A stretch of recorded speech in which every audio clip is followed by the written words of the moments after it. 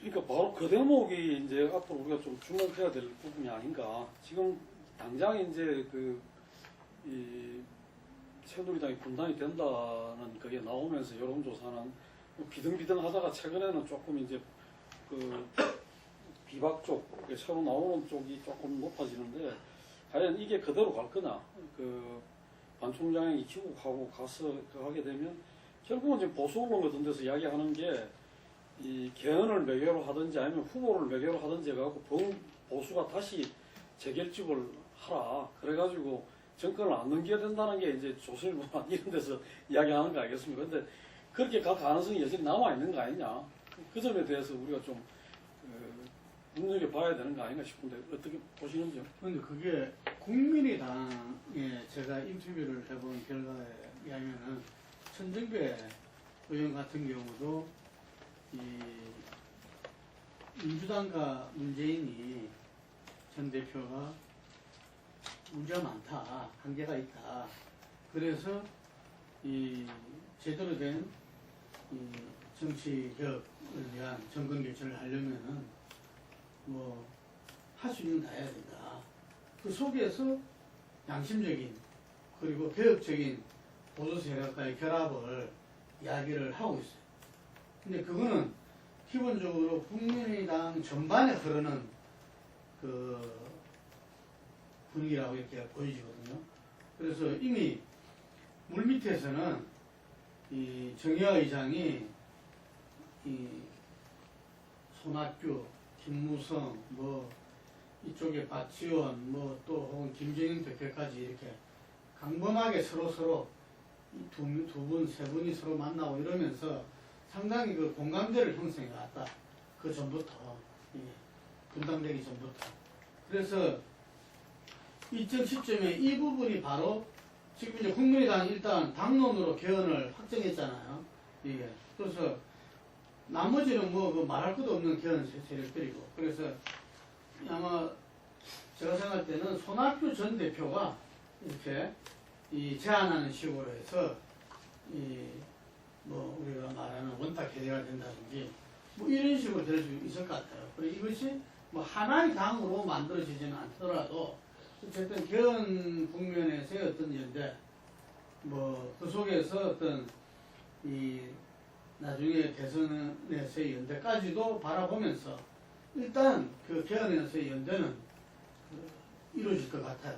예. 그래서 그런데 이번에 우리 폴리뉴스가 폴리피플이 이번에 10년 여론조사를 했는데 근데 그 부분에 대해서 아직까지 국민들이 인지가 좀 잘 안 돼 있고 그리고 그 부분에 대해서 아직까지 이 부분이 우리 여의도에서는 엄청난 파워를 가질 것이다.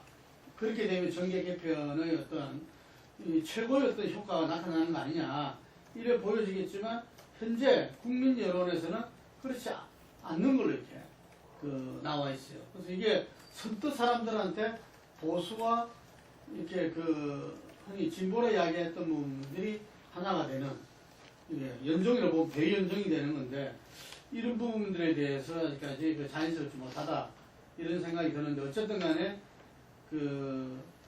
흔히 자기들이 이야기한 걸로 치자면은 비문비박들의 어떤 모임, 개헌을 고리로 한 이건 저는 자기들이 현실적인 필요성에 의해서 저는 가능성이 있다고 봅니다. 근데 이제 그게 그거는 조금 전에 내가 얘기했던 것도 다른 이야기인데. 어차피 얘기 나왔으니까 뭐 대수로 주관하고 다른 분이 이제 비박하고 연대를 이제 국민의당 같은 경우에요.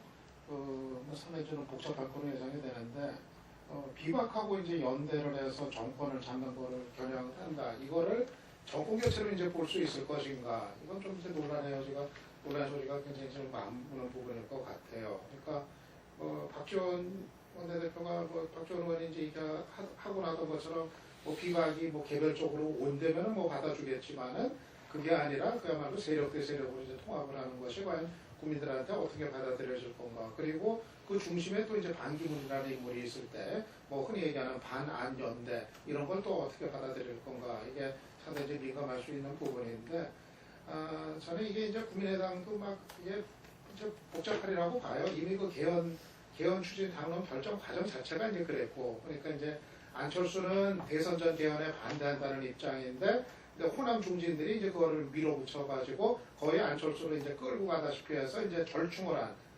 하되 안 되면은 2018년에 국민투표 뭐 이런 식으로 절충을 이제 한 걸로 했는데, 그래서 저는 이게 문재인 전 대표 결선 투표제 얘기인데, 문재인 전 대표가 이 결선 투표제를 통 크게 수용을 하는 게 저는 문 전 대표한테도 안전한 장치다. 저는 이렇게 봐요. 왜냐하면 지금 안철수는 기본적으로 다자구도에서 대선 완주를 목표로 하고 있는데, 국민의당의 이 호남 중진들은 그게 아니란 말이에요. 봐서 이거 지지율 안 오르는 것 같다 하면은 반기문한테로 뭐 갈 수 있다. 지금 이 길을 지금 열어놓는 게 이제 지금 개헌연대 그런 건데, 근데 이거를 붙잡아둘 수 있는 거는 저는 결선 투표제라고 봐요. 그러면은 다자구도에서도 다들 완주하는 이런 것이 안정적으로 가능해지니까. 근데 만약에 문 전 대표가 여러 가지 계산 속에서 이 결선 투표제를 안 받아들이고 계속 그냥 갔을 때, 그때는 저는 아마 이제 국민의당 같은 경우도 안철수가 버틸 수 있을까 하는 생각이 들어요. 호남주 전반적인 대세가 그냥 저 제3지대로 가서 개헌연대로 해서 반기문하고 합하자. 이쪽으로 이제 흐름이 잡히면은 안철수도 뭐 혼자서 어쩔 도리 없이 그냥 끌려갈 수도 있지 않겠는가. 그래서 저는 문 전 대표도 뭐 다른 것 떠나서 본인이 반문재인 연대라는 그 구도가 저렇게 세력화되는 걸 막기 위해서도 차라리 결선 투표제를 그냥 통크게 수용을 해가지고 그거를 차라리 다자구도의 어떤 그 안전장치로 이렇게 그냥 삼아버리는 게 낫지 않나. 저는 좀 그렇게 이제 봅니다. 결선 투표제도 자기가 맨 처음 주장했다 그러잖아요. 문 전 대표가. 그런데 지금 현재로서는 어쨌든 간에 개헌 사항이다 하면서 반대로 보이는 게 자기밖에 없어. 대선 주자와 이 당 간에 심상정 대표 같은 경우도 아주 자기는 강력하게 결선 투표제를 주창하는 거. 그래서 그것이 이 비문 세력 연대의 어떤 후시를 줄 가능성이 크기 때문에 그걸 받는 게 낫다는 그런 이야기잖아요. 근데 결선 투표제가 안 되면은 반문 연대가 이제 흐름이 될 가능성이 그러니까. 있다는 거죠. 예, 근데 저는 아까 이야기에 덧붙여가지고 이 한편으로는 국민의당이 그런 흐름이 있고, 그럴 때는 그걸 뭐냐면 반기문, 손학규, 국민의당, 안철수 뭐 이렇게 연대해서 이것이 정권을 잡을 가능성이 높을 때, 만약에 그렇게 했는데도 가능성이 높지 않다. 그리고 아까 말한 대로 이게 정권 개최를 이야기할 수 있을 것이냐, 어떤 자기 그 호남 민심의 어떤 반발이 크다. 이랬을 때는 국민의당에 있는 호남 의원들은 민주당하고 다시 결합해도 아무 문제도 없으세요, 그때. 예, 그런 가능성도 있다고 봐요. 그런 점에서는 아까 앞에서 이야기할 때 이번 대선은 촛불 민심의 영향에서 자유로울 수가 없고, 촛불 민심이 어떤 대선의 어떤 그거라고 이야기했는데, 지금 너무 정치권에 있는 각 정치 세력들 내지는 그런 어떤 이해관계를 중심에 놓고 이야기하다 보면 큰 흐름에서 이제 엉뚱한 그게 될 수 있다고 봐요. 지금에서 과연 국민의당이 국민의당이 호남 출신이라 하더라도 호남이 지금 이번 촛불 민심에서 그렇지. 어떤 걸 보이고 있느냐, 그런 점에서는 공론의 이 자기들의 어떤 이해관계에 대한 계산 이것만 가지고 움직일 수는 없는 거 아니겠느냐, 그렇게 봐진다는 거죠. 그런 점에서는 저는 보수가 이제 아까 이야기했던 것이 어떤 좀 있다. 아까 보수장님도 이야기했듯이 지금 두 개로 나뉘지만 나중에 이제 그 안에서 다시 이제 한쪽은 후보를 내고 가고 다른 쪽은 또 후보를 내고 가더라도 언젠가는 이걸 다시 단일화 해가지고 하는 거는 모르겠는데, 이게 판이 완전히 여야가 뒤섞이면서 이렇게 가는 거는 이번 과정에서는 좀 쉽지는 않은 거 아닌가, 그렇게 봐지는데. 제가 볼 때 가장 큰 어려움이 안보 문제를 어떻게 할 거냐. 경제 문제는 보수나 진보를 떠나가지고요. 언제고 보수 정책 따로 있고 경제 정책, 진보 정책 따로 있는 게 아니라 현실에 맞게 가야 되는데, 상당히 개혁을 하지 않으면 더 이상 한국 경제가 유지가 될 수 없다. 이런 부분에서 합의가 될 수 있을 건데요. 안보 문제에서 사드나 개성공단이나 MD라든지 한일 군사적 공유협정이라든지 이런 문제에서 과연 박지원과 김무성, 유승민 이렇게 합의가 될 수 있을 건가 저는 굉장히 회의적으로 봅니다. 그걸 어떻게 합의를 하겠습니까? 안 그러면 뭐 두루뭉실하게 그게 가능하겠어요 대선때. 그렇기 때문에 이렇게 개헌을 전제로 해서 그것이 만사형통같이 이원적 정부적 개헌에 찬성하느냐 찬성하지 않느냐 이런 부분에 대해서 대체논다 이렇게 이야기를 하지만은 지금 뭐 결선투표 제도도 그 일환으로 나오는 이야기라고는 저는 보는데요. 결선투표 제도는 뭐 개헌한다고 보면 이번에만 적용되는 이야기지 뭐 또 의미가 있겠습니까? 근데 저게 또 헌법 사항이냐 또 법률 사항이냐 이런데 대통령 선거에 관한 최종 문제를 헌법 사항이든 법률 사항이든 떠나서 일방적으로 어느 정파가 밀어붙일 수 있겠습니까? 저 쉽지가 않다고 봐요. 결국 개헌하고 같이 맞물려 갈 거라고 봅니다. 그러면 대선 전에 개헌이 도대체 가능할 거냐? 이렇게 봤을 때 저는 대선 전에 개헌이 쉽지가 않을 것 같다. 근데 이제 그렇다 그러면 이제 이 나머지 지명들은 결국은 제가 이야기했듯이 2020년에 대통령 선거와 국회의원 선거 임기를 같이 맞추는 걸로 해서 새로 대통령에 출마하는 사람이 나는 2년 3개월만 3, 4개월만 하겠다. 이렇게 하면서 내가 개헌하겠다. 이렇게 이제 가는 방향으로 갈 수밖에 없을 건데 제가 생각할 때 이번 대선이 시간이 한 5개월 정도 남았다. 최대치로 보면 그 짧은 시간에 이런 것들이 정리가 다 될 수 있겠느냐. 그래서 어렵다 이겁니다. 그래서 개헌 발의가 되어서 그것이 국회를 통과하는 것들이 쉽겠는가 하는 부분에서는 의문이 좀 있습니다. 저도 이제 개헌은 아까 얘기처럼 뭐 대선 전에 현실적으로 어렵지 않겠나 이렇게 좀 예상을 해보는데 뭐 가능하다면 뭐 그것도 이제 좋은데 현실적으로 어렵지 않겠나 생각이 드는데 근데 저는 대선 전에 결선 투표제는 이번에 좀 도입이 좀 돼야 된다고 이제 생각을 해요. 사실 이게 그동안 야당은 계속 일관되게 요구를 해왔고 여당이 꼼짝도 않고 반대를 해서 이게 되질 않았던 건데 지금 이번에 좀 환경이 좀 달라진 거로 판단이 되거든요. 야당도 야당이지만 이제 보수 쪽도 이제 정당이 두 개가 되니까 이게 이제 좀 서로가 이 이해득실에 대한 판단이 이제 상당히 좀 복잡하게 이제 돼버린 거죠. 그러니까 보수는 보수대로 어떤 표에 막판에 가서 표의 단일화의 필요성 이걸 또 생각을 또 할 수 있는 환경이 되기 때문에 저는 뭐 현재 그 야당들에다가 이제 비박신당이 좀 합의를 하면은 그러면은 이제 결선투표제 도입이 뭐 가능한 그런 상황이라고 보는데 뭐 이것의 이제 효과는 전 여러 가지가 뭐 기본적으로 있지 않겠습니까? 이게 뭐 그러니까 지금 다자구도에서는 누가 대통령이 되든 뭐 25% 국민의 지지만 받는 대통령으로 출마했을 때의 불안정성이라든가 또 이게 계속 뭐 후보 단일화 통합 논의, 소모적이고 피곤한 논쟁, 논란 이런 거를 좀 이제 종식을 시킬 수 있는 그리고 이제 어떤 다당제와 다당제를 보장할 수 있는 그런 이제 제도라는 점에서 저는 이게 꼭 이번 대선 한 번이 아니라 이거는 두고두고 계속 이제 문제가 되어 왔고 앞으로도 될 그런 이제 사안이기 때문에 저는 좀 차제에 이 결선투표제를 좀 도입을 좀 하는 게 꼭 필요하다 그렇게 이제 생각을 하고 그리고 특히 이번 대선에서 이 결선투표제가 좀 도입이 돼야 좀 이 아수라장이 되는 걸 좀 막을 수 있는 측면도 좀 있다고 생각을 해요. 이거 없이 그냥 갔을 때 이게 막 완전히 문재인대 반문재인의 어떤 이 구도 이거로 이제 되면서 뭐 여야가 뭐 그냥 무너지고 막 헝클어지고 그냥 이합집산으로 이렇게 판 자체가 이제 짜여버리는 거. 그야말로 이제 뭐 뒤죽박죽이 이제 판이 될 우려가 좀 있는데 이거를 막고 차라리 결선투표제를 도입해서 그냥 다자구도대로 각기 정당들이 자기 정체성을 갖고 일단은 완주를 하면서 그러면서 이거를 좀 안정적으로 이제 결론을 내는 당선자를 선출하는 좀 이것이 지금 필요한 시점 아닌가 저는 좀 그렇게 봅니다. 네, 저 조금 거들자면요. 그 정치 세력들의 움직임을 두고 어느 쪽은 자신들의 정치 권력적인 관점에 접근하고 어느 쪽은 국민을 위한 관점에 접근하고 이렇게 나눠서 얘기할 수가 없다.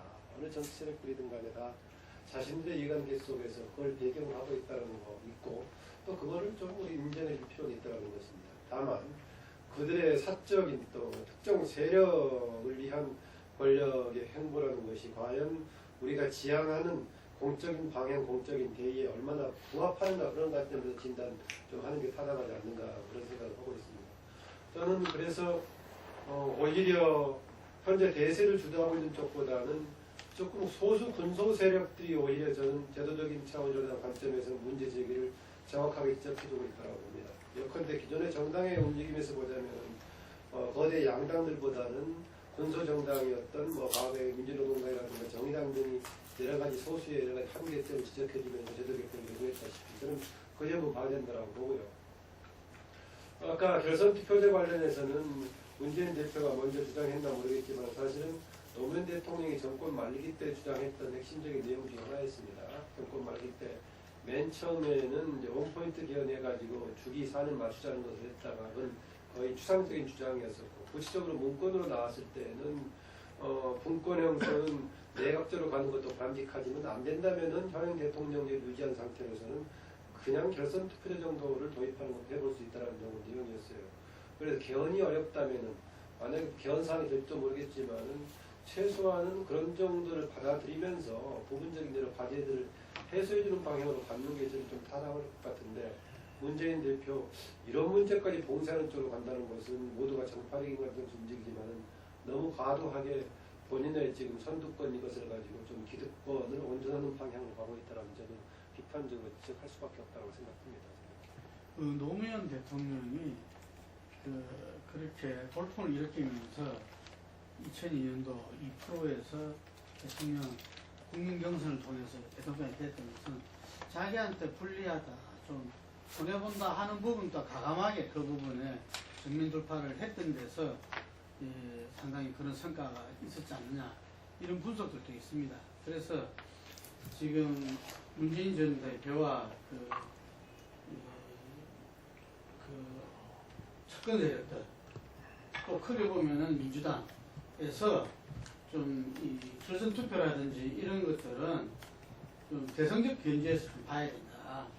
그게 아까 이야기한 대로 사실은 정치공학적으로 이 반기문, 안철수, 손학규 이렇게 보수와 진보가 이렇게 어불러 가지고 어떤 후보를 만들고 그 후보가 가장 경쟁력 있는 그 문재인 후보랑 붙는다. 이런 이야기들이 실제로는 아까 제가 말씀드렸지만 우리 조사에서는 국민은 아직 받아들이지 않고 있어요. 그 부분에 대해서 이게 근데 차제에 그게 현실화될 가능성도 아까 제가 말씀드린 대로. 근데 조사에서 그런 거 조사한 적 있었어요? 예, 이번에 그 밑에 보면 있어.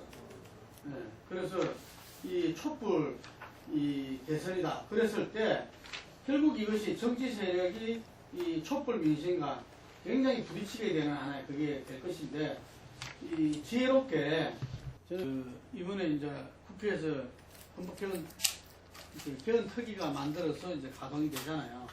그러면서 우리 개헌 문제가 새로운 대한민국을 어떻게 만들 것인가 하는 부분에 초점을 맞춰서 이 시민단체라든지 여러 국민들의 의사도 함께 이 소통하는 어떤 통로를 만들어 가지고 그 속에서 같이 제반 부분들에 대해서 이 논의가 함께 이루어져야 되지 않을까 싶습니다. 아니 근데 어떻게 이야기가 조금 저는 이상하게 같다고 보는데 결선 투표제라는 것이 갖고 있는 장점이 있을 수 있다고 봅니다. 그러나 한편으로 생각을 하면 결선 투표제를 도입을 하게 되면 계속 보수 대 진보 1대1 대결이 돼요. 최종적으로. 그렇지 않겠습니까? 그러니까 지금 다당으로 보수가 어떻게 나뉘고 진보가 어떻게 나뉜다 하더라도 그걸 결국은 사전 어떤 그걸 해가지고 결선에 가서는 보수 한 명, 진보 한 명 붙이자는 건데 진보가 그렇게 지금에서 그렇게 1대1 구도가 됐을 때 정권 교체할 수 있다고 자신할 수 있다고 보시는지 그리고 이런 상황들이 앞으로도 계속될 수 있다고 보는지 그런 점에서 저는 결선 투표제 이번에는 모르겠습니다. 결선 투표제를 하더라도 그 진보로 이렇게 진보 내지는 이쪽 그 민주 진영으로 정권을 바꾸는 게 가능할지 모르겠는데 이게 무조건 선이고 이렇게 안 하는 것은 그거다는 거는 결국 이제까지 이야기했던 그 앞으로 3자 구도로 돼가지고 오히려 이번에 3명으로 그 대선을 치르는 것이 정권 교체 유리하다. 저는 유 박사님 전번에 그렇게 말씀하셨던 걸로 기억이 되고 하는데 어째서 이게 지금 갑자기 와서 결선 투표를 해갖고 무조건 1대1 대결 구도로 다시 가야 된다고 하는 건지 잘 이해가 안 돼요. 그런 점에서는 이 자칫 잘못하게 되면 지금 이 새누리당이 자기들이 잘못해가지고 이렇게 쪼개지고 하면서도 막판에 가서는 다시 박근혜 문재인 대결 구도식으로 다시 1대1로 가고 그랬을 때 과연 이게 그 바람직한 것이냐 그 점에 대해서 한번 더 짚어볼 필요가 있다. 그런 점에서는 저는 결선 투표제가 마치 선이고 그것을 지금 반대하는 것은 뭐 아주 저거다 이렇게 이야기하는 것은 조금 논리적인 그거 아닌가 비약이 아닌가 싶습니다. 저는 결선 투표 제도든요. 그 다음에 뭐 이혼 집정부제 결혼이든 근본적으로 그 이야기를 하는 목적이 순수해야 된다고 봅니다. 사람을 놓고 이야기를 안 해야 된다고 봐요. 지금은 결선 투표에 반대하는 문재인이나 결선 투표를 하자 그러는 국민들이 야권이나 둘 다 순수하지는 못하다고 봅니다. 마찬가지로 이혼 집정부제 개헌도요. 솔직히 말하면 국민들이 뭐 이혼 집정부제 개헌을 꼭 해야 될 이유에 대해서 말한 사람은 아무도 없어요. 정치하는 사람들이 자신들이 이제 지금 카리스마 있는 정치인이 거의 사라져가는 속에서 정파들을 유지해 가기 위해서 또 권력을 유지하기 위해서 하는 건데 국민들이 껍데기 대통령을 뽑고 국회에서 한 20여 명의 장관들과 실세 총리를 뽑는 이 구도가 과연 87년 직선제 하던 그런 정신에 부합되는가도 좀 생각해 볼 필요가 있는 겁니다. 저는 개인적으로 안보가 저는 이혼 집정부제로 하면 굉장히 약해진다. 그리고 경제가 재벌들이 오히려 가지고 놀 거다. 이런 입장에서 지금 대통령제를 해도 가지고 놀지만은 이혼 집정부제를 하면 아주 항구적으로 가지고 놀게 될 거다. 일본처럼. 그런 어떤 입장에서 봤을 때 저는 이 문제에 대한 대안을 제시하기 전에는 이혼 집정부제 개헌이 되어서는 안 된다. 이렇게 생각을 하는 사람이에요.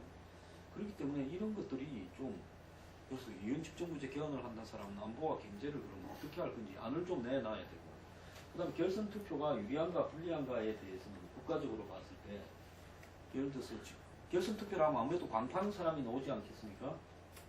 광이 뭐 꼭 야권 뭐 보수 진보 여권 이렇게 잘라서 결선 투표를 하는 게 아니라 별 희한한 이합 집산이 다 될 수 있다고 봐요. 그러면 그렇게 됐을 때 다양한 세력이 집권 세력으로 들어가게 될 건데 좀 이질적이고 그런 부분들이 옳은가 그른가 이런 부분에 대해서도 과거에 DJ 연합 같은 형식이 발생할 수 있지 않겠습니까? 그런 것들도 좀 의논을 해봐야죠.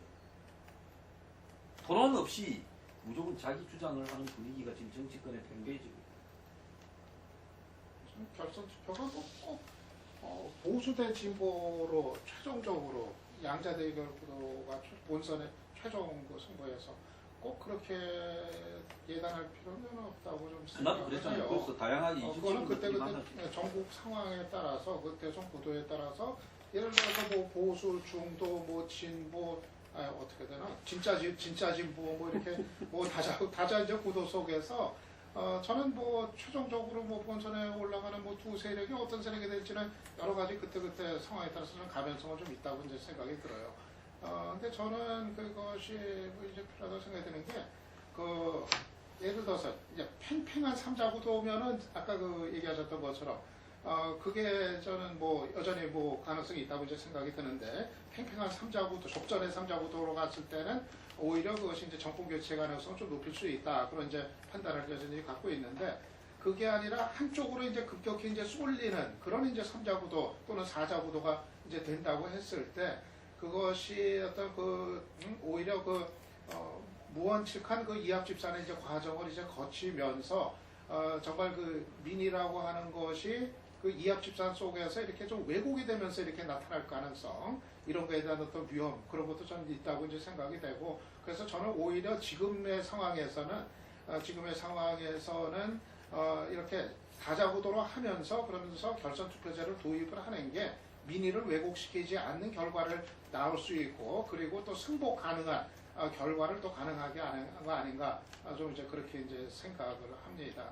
그렇지 않았을 경우는 저는 이게 그야말로 이게 자칫하면은 그냥 문재인 대 반문재인의 구도로 완전히 대선 구도가 그렇게 이제 돼버리면서 이게 뭘 이걸 어떻게 판을 설명을 해야 될지 그러면서 이게 가버릴 가능성이 이제 또 상당히 농후하다고 생각이 되기 때문에 그 점에 대해서는 저는 그러니까 뭐 이야기가 어차피 야권 대선 주자로 넘어가니까 저는 문재인이 그렇게 지금 그렇게 이야기할 정도로 이 선두를 확실하게 붙이고 가고 있는가 그리고 문재인 지지도라는 것이 그렇게 이 앞으로 남은 기간 동안 나올까 그 점에 대해서 굉장히 생각이 다릅니다. 생각이 다르고 우선은 민주당 내에서도 상당히 변화 가능성이 남아있고 그런 점에서는 이 지금 나오는 어떤 그런 민주당을 대표해갖고 문재인하고 뭐 그다음에 이제 보수에서 반기문하고 이랬을 때 지금 민주당의 문재인이 앞선다. 이거 가지고 뭐 문재인 대 반문재인이다 이렇게 볼 일은 아니다. 그건 내가 보기에는 누구라도 지금 어떤 정치적 흐름에서는 민주당으로 해가지고 하면 상대적으로 좀 저거보다는 유리한 거 아니겠습니까? 그런 거라고 보고 그런 점에서는 이 변화 가능성이 있다고 봐요.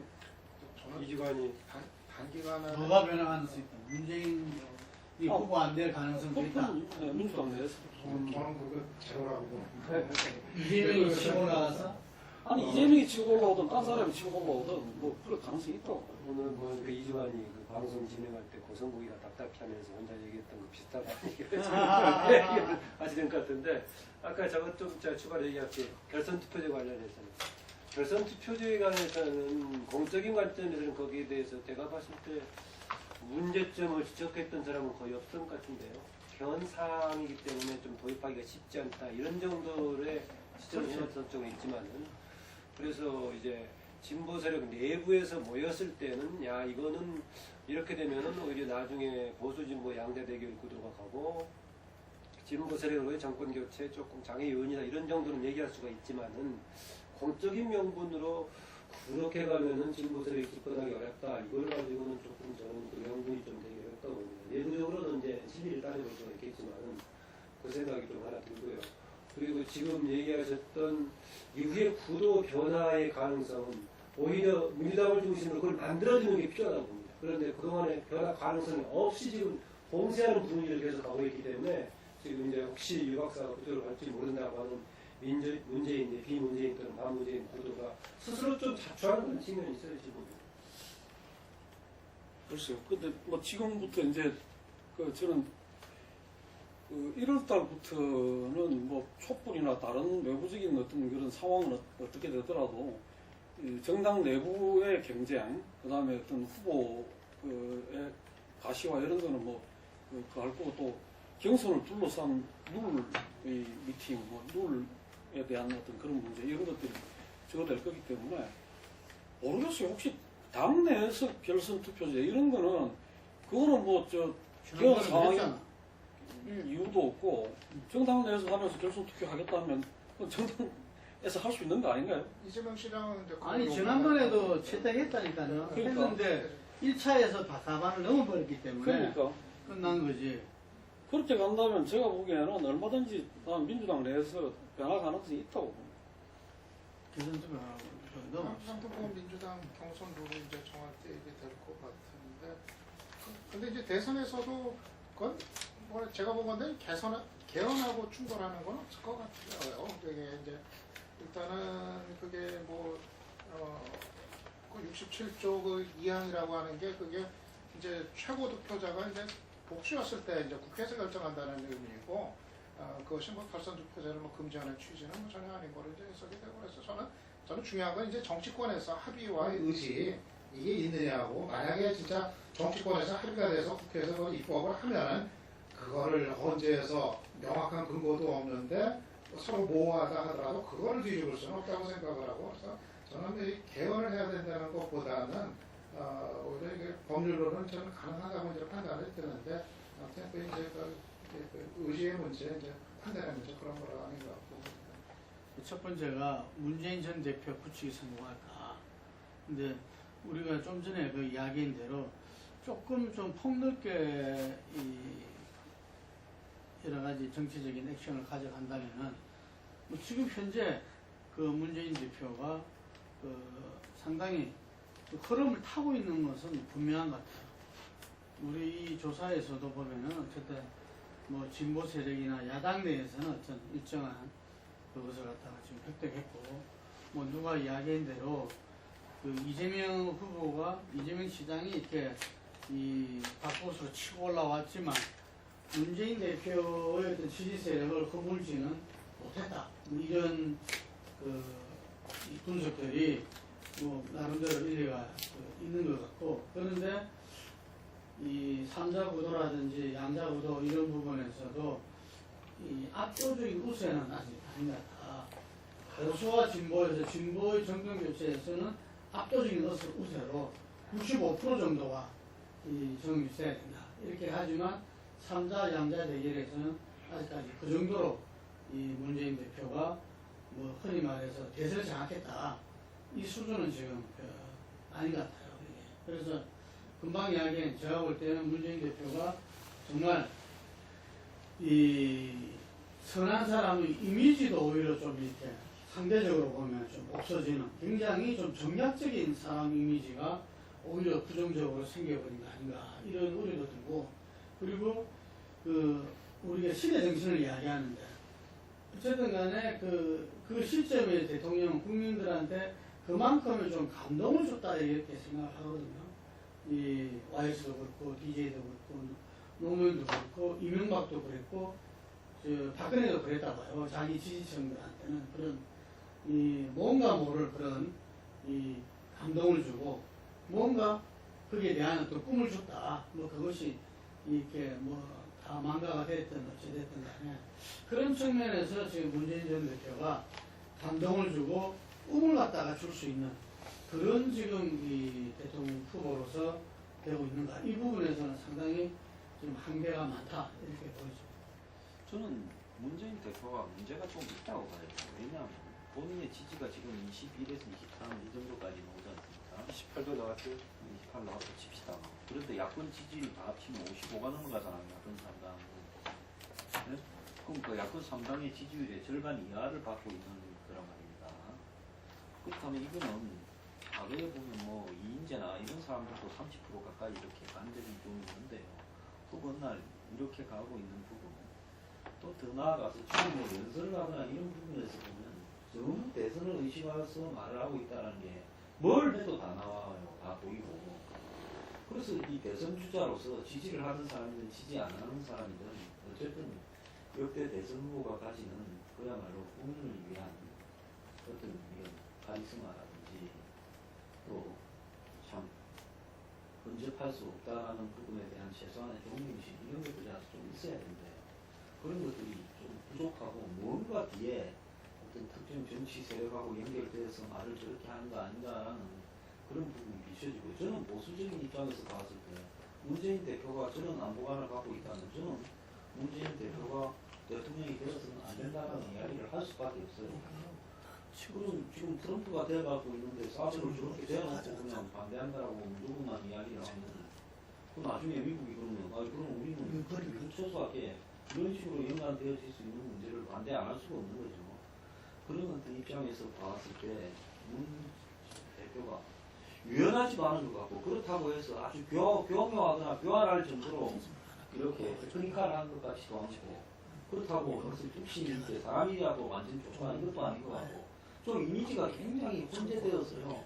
지금 와서는 뭐 거의 된 것처럼 비춰지지만은 대선 향계가 진행되어 갈 때 어찌 될지 좀 모른다고 보고, 특히 지난번 대선에서 검증이 안 된 부분이 좀 있다고 봅니다.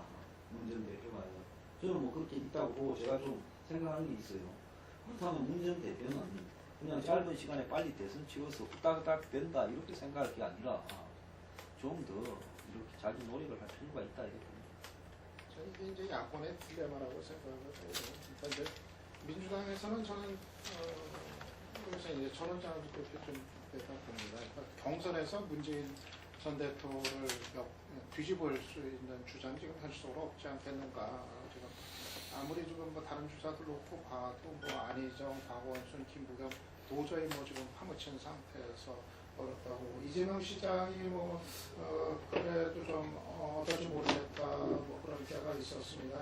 거기에 관계인데 검증의 관문도 검증의 관문이고, 저는 지난번에 그 문재인 전 대표 기본적으로 문재인을 넘어서겠다 이거를 이제 보여줬어야 되는데 지난번에 그 비문연대 하려는 거 아니냐 얘기 나왔을 때 그냥 그거 아니다 하고 그냥 빨리 덮어버리는 이런 모습에서 문재인을 넘어설 만한 어떤 모습 같은 게 지금 기본적으로 부재한 거 아닌가 생각이 들어서 저는 거기서 좀 어느 정도 좀 판명이 났다고 이렇게 좀 저는 개인적으로 이렇게 생각을 하는데 아무튼 경선에서는 문재인이 될 수밖에 없는 이제 구조가 여전한 것 같은데 근데 이제 본선 생각하면 여전히 이제 불안한 선두 이게 이제 뭐 야권의 이제 딜레마인 것 같아요. 아까 황소영 얘기한 것처럼 지금 야권의 선두주자인데도 지금 정당 지지율 뛰는 거에 비하면은 지금 훨씬 현저하게 아직은 낮은 상태고 그런데 더군다나 앞으로 이 전국 추이가 뭐 이를테면 비문, 반문 연대라든가 이런 게 뭐 가시화되고 이러는 속으로 갔을 때 이게 최종 승부가 어떻게 될지가 지극히 이제 또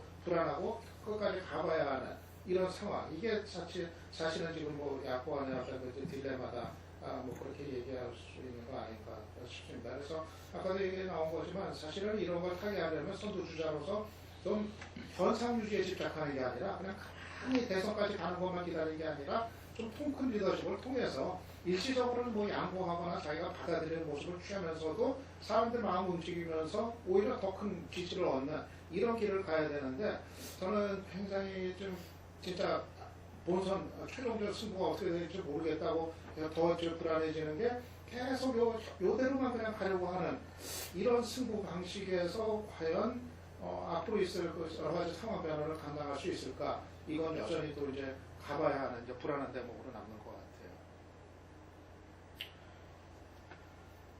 안하실 정선 박사하고 뭐 99%가 뭐 99% 그래서 뭐 특별히 그러는데요. 얼마 전에 누가 그 노무현 대통령에 대해서 노무현이 아니라 문재인 후보에 대해서 정말 그 참성이 좋은 사람이다.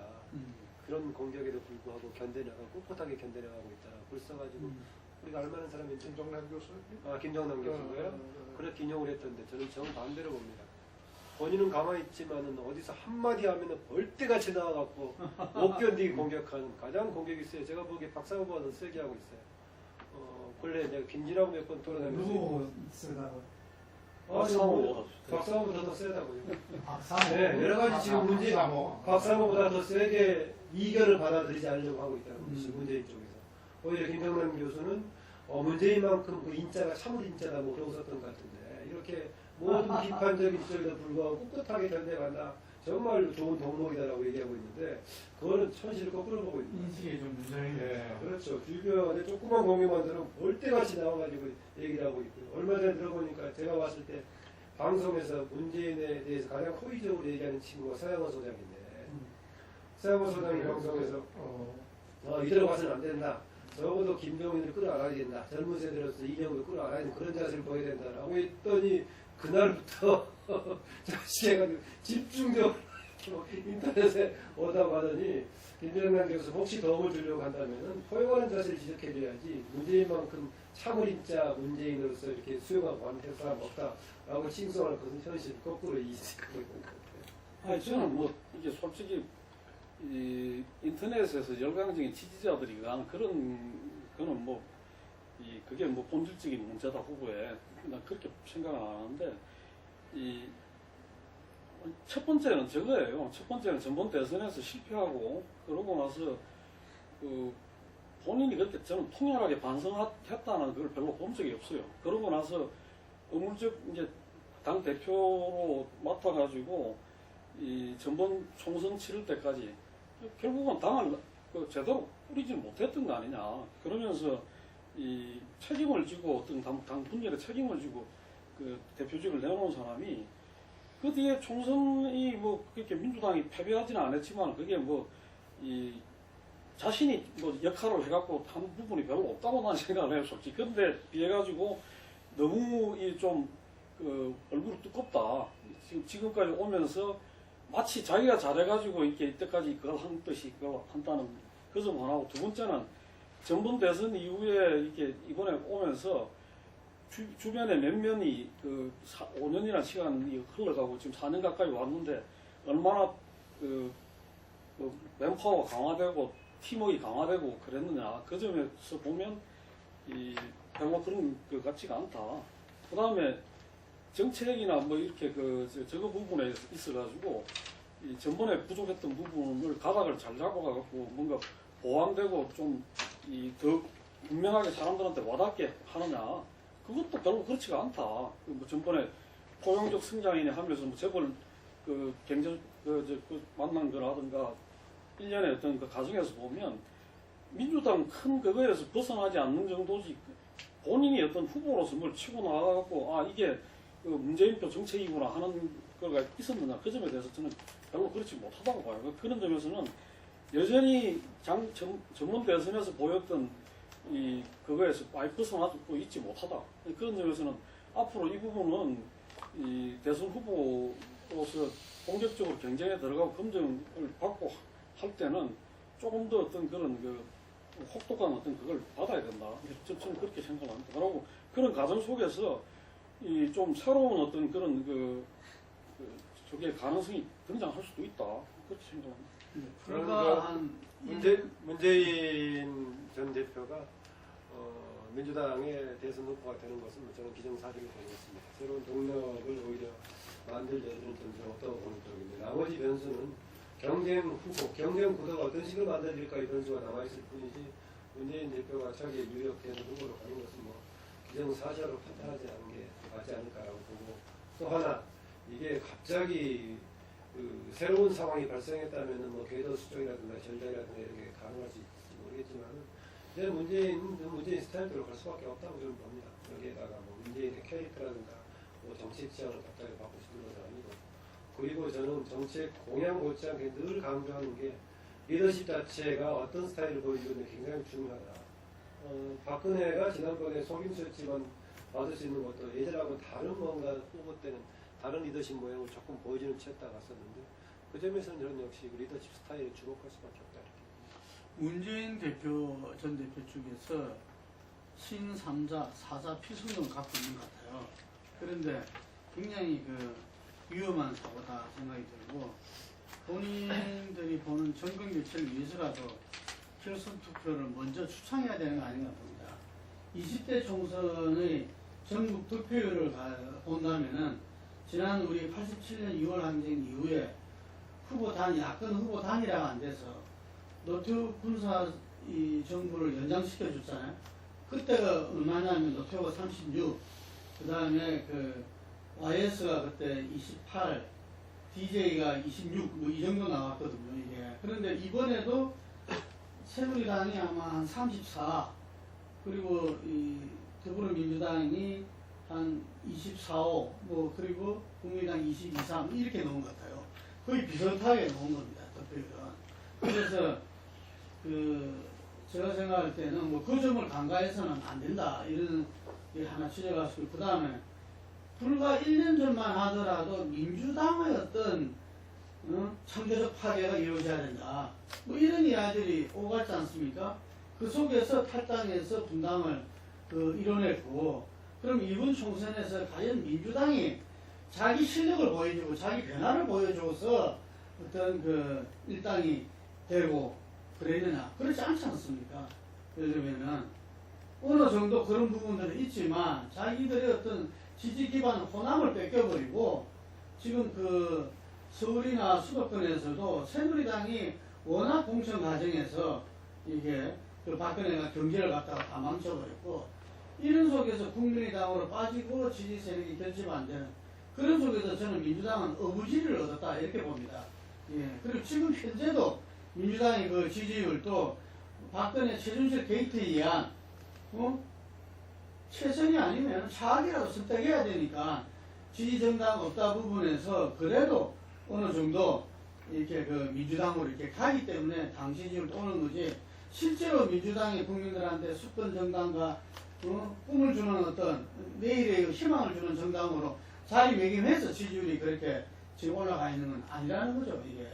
그래서 지금 이 부분을 착시하면 안 된다. 비박신당도 자기들이 공고민을 갖다가 벗어났다가 착각하면 안 되듯이 저는 민주당도 이 시대의 어떤 변화 그리고 자기들의 어떤 혁신을 갖다 해낸 것이 아니다는 거죠. 그게 착시해서는 안 된다. 그 부분은 바로 대선 주자한테도 그대로 연결된다. 문재인 전 대표가 JTBC 손석희랑 이렇게 대담할 때 많은 국민들이 저는 그런 이야기를 많이 들었는데 그때 버벅거리는 문재인 전 대표를 보고 전부 다 진짜 짜증난다. 자, 우리의 꿈을 이제 실현시켜줄 야권의 제1등 후보가 저렇게 버벅거리니까 사람들이 이런 이야기도 들었어요. 그래서 그런 부분들에 대해서 문재인 전 대표는 이 흔히 말해서 이 전략적으로만 이렇게 이 정치공학적으로만 갈 게 아니라 정말 깊이 있게 시대를 통찰하고 이 나름대로 국민들한테 자기가 그런 이 감동을 줄 수 있는 어떤 대선 주자, 대선 후보, 그래서 대통령이 될 수 있도록 아마 상당한 좀 변화가 필요하다 봅니다. 저는 이걸 좀 봅니다.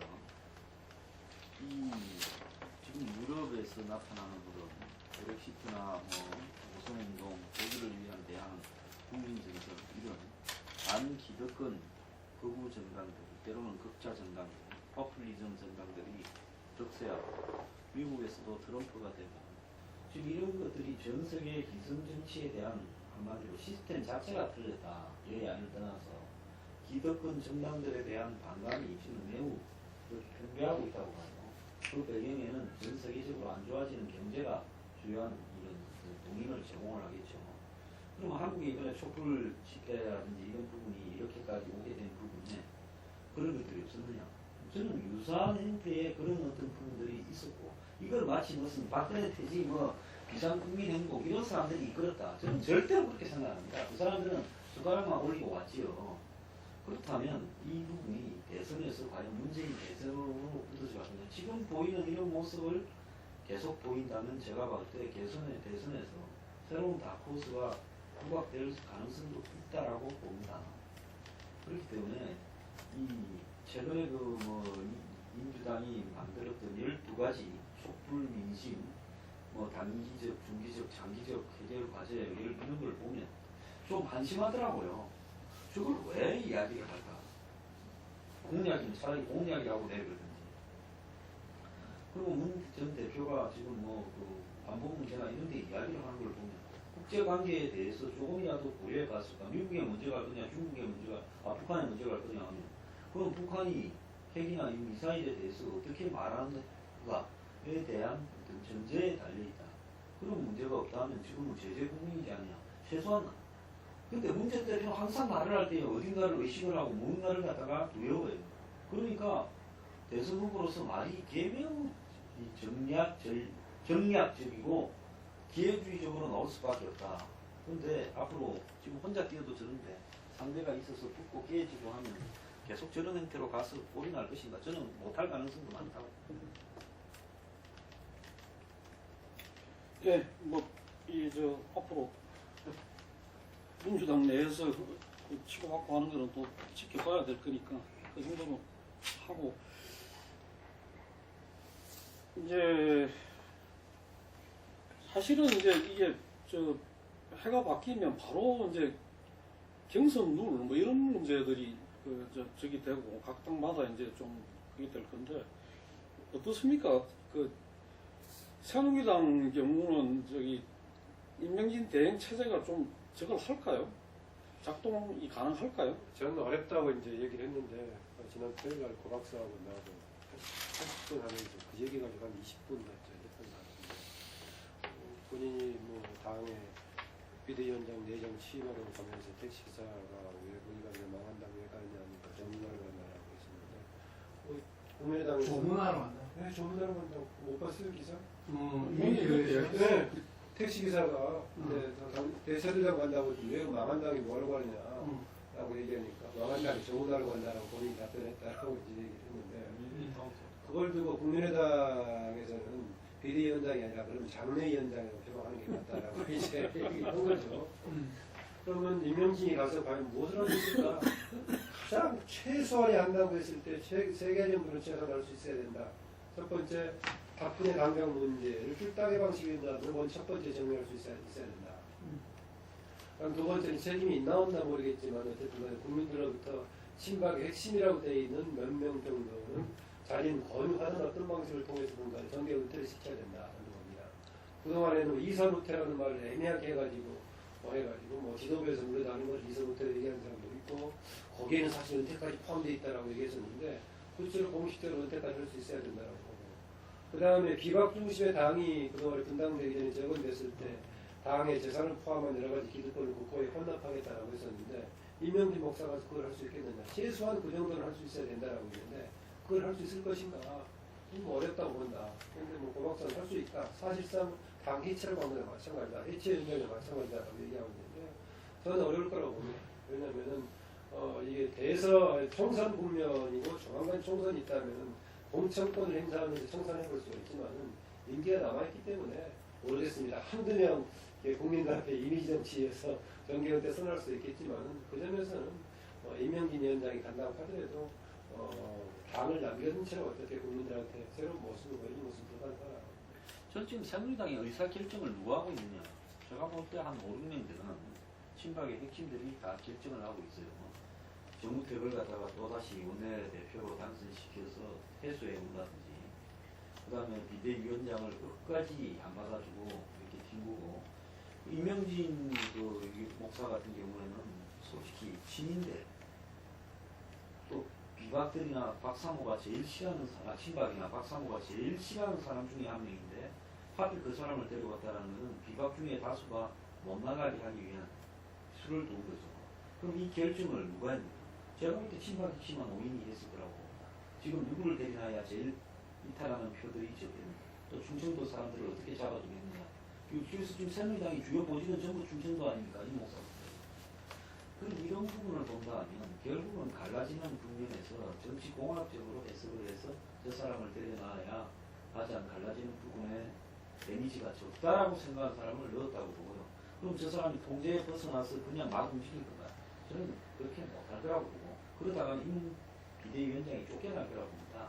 그렇기 때문에 그 당에서 뭐가 잘 된다라는 기대할 수가 없다고 봅니다. 근데 전자 새누리당이 뭐 다시 살려면은 친박 핵심들을 내보내는 거 이외에는 도저히 방법이 없는데 본인이 뭐 이미 손을 끈 것 같아요. 그거는 뭐 의원들 3분의 2인가 찬성이 있어야 되니까 어렵지 않느냐 그런 얘기 벌써 해서 본인의 손을 이미 그어놓은 상태인데, 이렇게 새누리당이 결국은 이번 대선 거치면서 대선 주자들도 다 이제 비박진당으로 이제 가는 거고, 새누리당이야 여론으로부터 고립되고, 결국은 아무리 선방을 해야 이제 TK 지역당 그것도 이제 선방을 했을 때 그런 정도로 이제 전략을 이제 하는 거 아닌가. 그래서 앞으로 이제 결국 보수 정당의 중심은 이제 비박 신당으로 이동을 한다. 그렇게 보면 될 것 같습니다. 황교안은 어떨 것 같아요? 황교안? TK 제가 좀 이어서 TK 자민련이 되지 않겠나 이러는데, 저는 그거는 TK 사람들을 좀 나름대로 좀 이렇게 모독하는 거다 이런 생각도 들어요. 왜냐하면 TK에서도 이미 그 흐름들이 좀 이렇게 나타나고 있다고 봐요. 그래서 어쨌든 새누리당 어려울 것이다.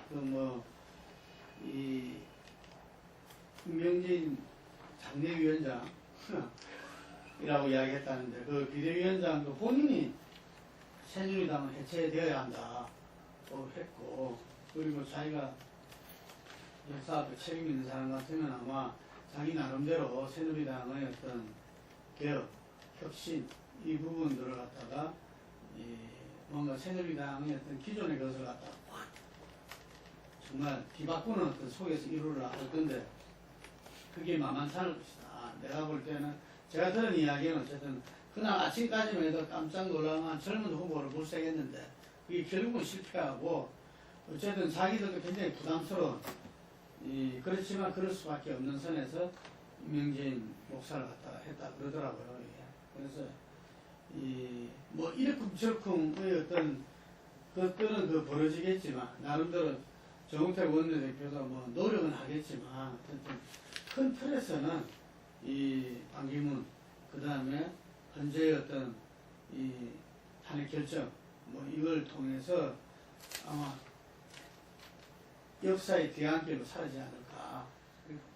아까 말했던 그 양반 얘기는 여기 이름 들어가니까 얘기는 나중에 통합하는데 통합한 새로운 당으로 만들기 위해서 이명진 목사가 발의되는 거인데, 그러면은 새누리당은 지금 개혁보수 신당하고 임명진 신당이 생겨서 두 신당이 통합한다는 얘기냐 그런 게 있었던데, 그 얘기하는 사람이 내가 보기에 임명진하고 공동 작업을 한 것 같은 느낌이 나는데 그런 전략으로 상당히 이제 가고 있는 것 같은데 나는 그건 좀 되게 어렵다고 봅니다. 황소장이 그런 말씀하셨는데 새누리당 쪽에서 아하. 황교안을 좀 얻어와가지고 음. 세워가지고 나중에 뭐 단일화 하든가 그렇게 갈 수 있는 여지도 있는 거 아니냐 예. 그런 말씀. 마다시피 좀 그거는 거론될 수밖에 없는 그런 배경이 있긴 합니다. 현재 그나마 몇 프로 안 나오지만은 새누리당 기존에 분당 선언하기 전에 그 내부에 차기 대권 주자로 거론됐던 사람 중에서 전부 다 지금 이제 신당으로 가고 있고 유일하게 오히려 틈새 시장을 노리고 있는 게 김문수 지사 정도는 지금 이제 그러고 있는 상황이죠. 그리고 워낙 지금 대안이 없고 새로운 원단은 뭐 반기문 물론 다른 사람도 새누리당 후보로 가려고 했으니까 모르겠습니다. 신동욱이 정도 특이한 사람이 모르겠지만은 가려고 하지 않을 것이기 때문에 그나마 이제 해볼 수 있는 사람이 황교안인데 황교안한테는 권유는 해볼 수 있을 것이라고 생각합니다. 나는 실제로 한교안 대행이 필요 이상으로 과잉행보를 하는 이유로 저렇게 굳이 할 필요도 없이도 잘할 수 있거든요. 그런 목적이 있기 때문이고 그 목적은 뭐냐. 야권하고의 의도적인 충돌은 결국은 황의 어떤 지지층에 대한 지지를 올려주는 역할을 뭐 일종의 하고 있다고 봐요. 그렇기 때문에 실제로 지금 현재 새누리당이 낼 수 있는 후보군 그렇다고 인재를 내겠습니까? 굉장히 데미지가 한계가 있기 때문에 이 데미지를 많이 입었어요. 마땅한 후보가 별로 없어요. 김문수가 지금 잘렸는데 나온다고 할 가능성은 크죠. 그러면 김문수, 뭐 이인재, 뭐 한교안 이런 자원들 외에 있겠는가? 근데 실제로 지금 아스팔트 보수나 이런 쪽에서는 황교안이 많이 거론되고 있다고 합니다. 그렇게 봤을 때는 저는 황이 출마할 가능성이 있다. 그래서 목표가 제가 볼 때 한 10%, 최고치가 한 15%를 받게 되면 실제로 막판에 정치적인 딜이 가능할 거다라고 보는 거죠.